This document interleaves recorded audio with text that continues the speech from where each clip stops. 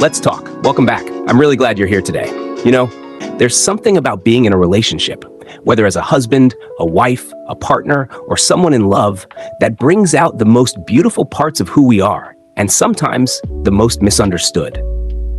And I want to talk about that today, because I've been thinking a lot lately, not just about love or sacrifice, but about how easy it is to be misunderstood, even when your intentions are pure, even when you love deeply, even when you're trying your absolute best.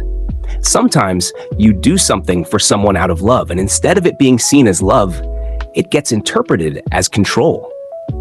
You're trying to plan for the future, to save for something bigger, and it gets taken as you being cheap or boring. Or you take on more work, skip a few date nights, try to build something better for both of you, and she feels like you're growing distant, like she's no longer the priority.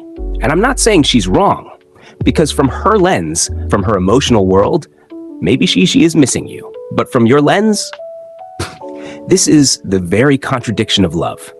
Two people giving what they believe is their best, but neither feeling fully seen.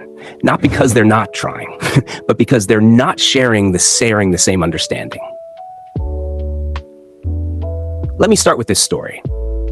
There was a time when I was working a lot, trying to move up in my career, trying to prove my worth, trying to become the kind of man my wife could be proud of.